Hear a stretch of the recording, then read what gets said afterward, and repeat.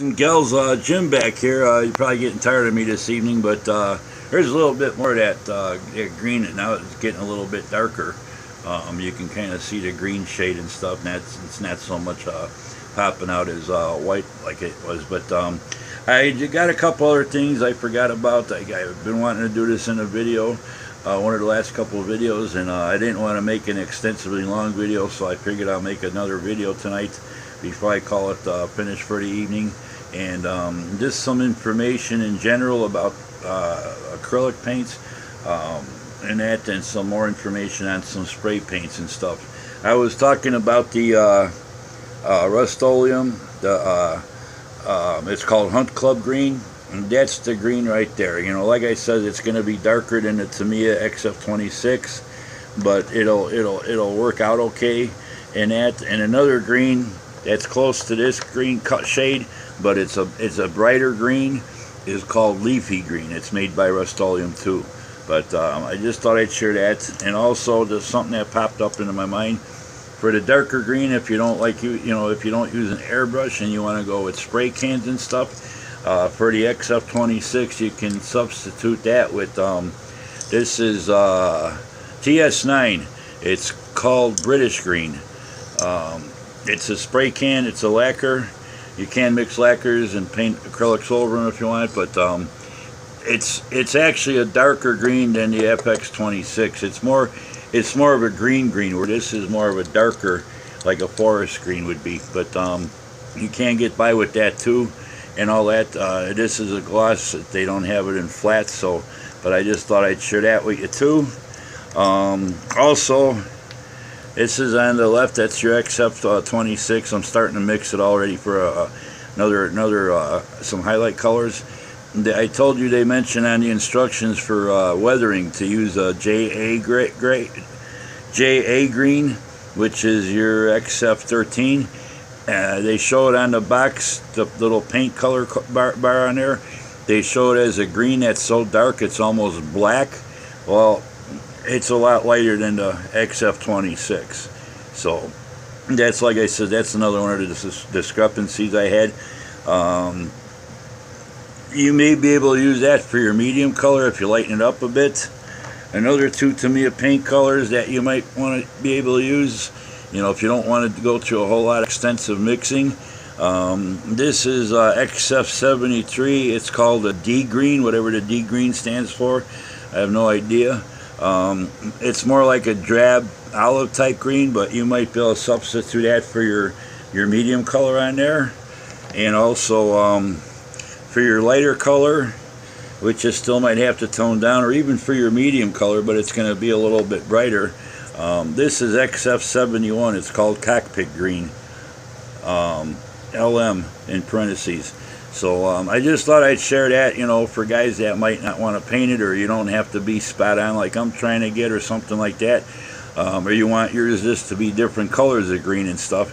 Though there's some more ideas and stuff that you can go with and stuff. So anyway, like I said, you're going to need a lot of white. This is the first model I'm using acrylics on. I'm old school.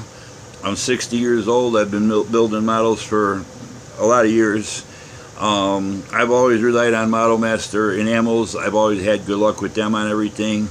Stuff like that. If I can get by with a rattle can or something to make it easier than using an airbrush, I'll go that route and stuff.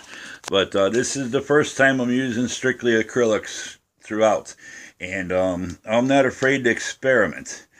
First issue I ran into when I started having to cut down my my green from my medium color, I had one bottle of Tamiya, 3/4 ounce bottle. By the way, these 3/4 ounce bottles, a lot of guys like this. I talked to William over there at Space Dock Modeling and stuff. I told him about them. He went and ordered a bunch of different, Tamiya colors. Hobby Link, not Hobby Link Japan, just Hobby Link in the States here. They're located down in Georgia. They got a phone call. You can place phone orders and stuff like that if you want. They sell the 3/4 ounce bottles of Tamiyas for $2.70. That's probably half of what you're going to pay from in a store. So, I only ordered one bottle because I knew I'd probably have to lighten some some of the colors up. And when I start diluting this green mix that I had, that they call out on the box for the medium green, I was running close to using a half a bottle, and I didn't want to waste it all. And just that, you know, and I wasn't going to place an order and pay more for shipping than I was for a bottle of paint. I didn't really need any other kind of supplies. My closest hobby stores, anywhere from 50 to 80 miles away. I wasn't going to drive that distance just for a bottle of paint when I don't need any other supplies. I don't need any other kits at this point in time to work on and stuff. I've got plenty to keep me busy this year in my stash. But I was running low, and it's like, okay.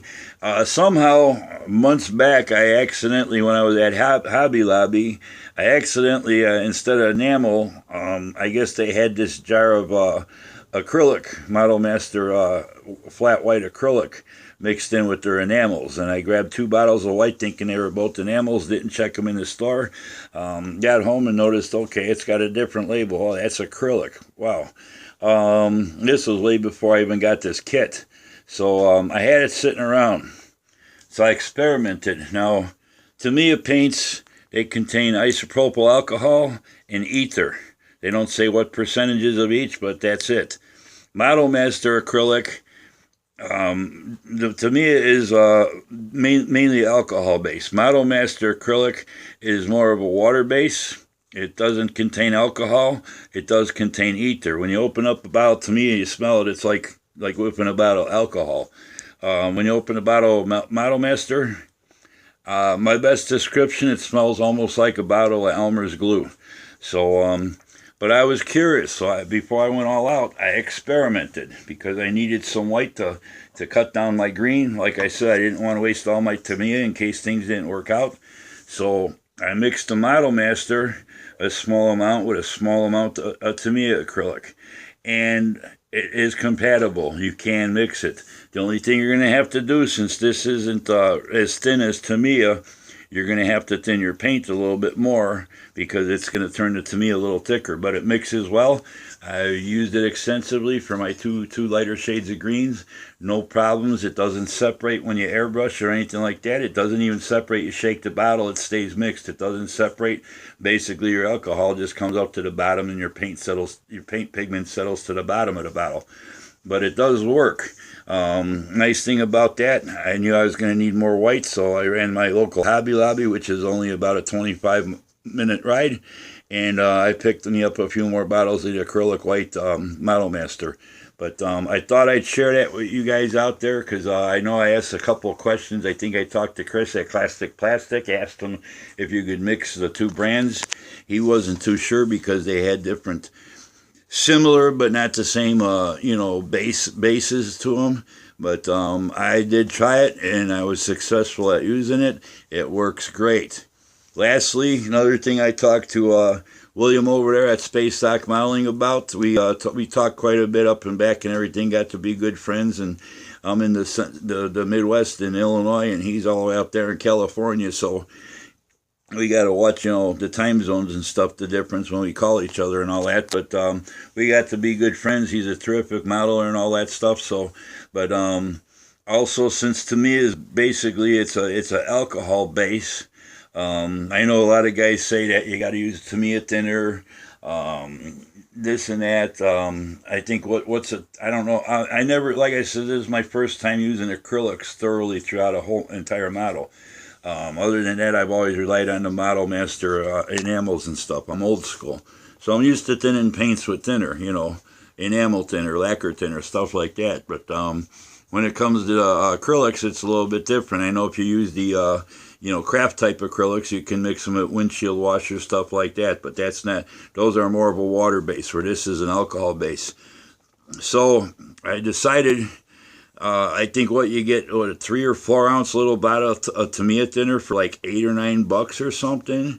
It don't last very long. It's expensive as hell, and we're all looking for ways to, cut costs, because I'll tell you what, hobby supplies, no matter what you get, model kits, paints, glues, some of the stuff is getting pretty pricey out there, and we all look for ways to cut corners and for things that will work just as good. I was at my local Walmart. I picked up this bottle of isopropyl alcohol for, I think, somewhere either $1.50 or maybe it was $1.98 or something like that.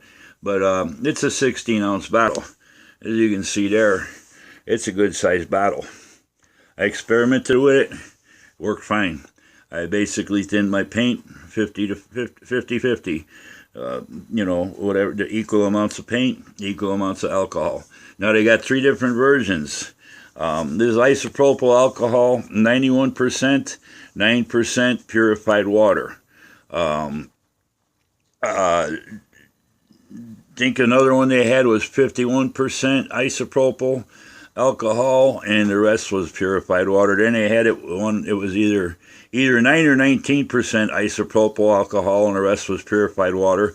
But to me is not really a water base, so I didn't want to go that. I stuck with the 91% isopropyl alcohol one.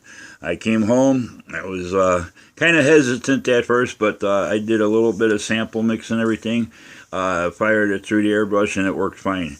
Mixed well. It doesn't really you know, it doesn't mess up the paint.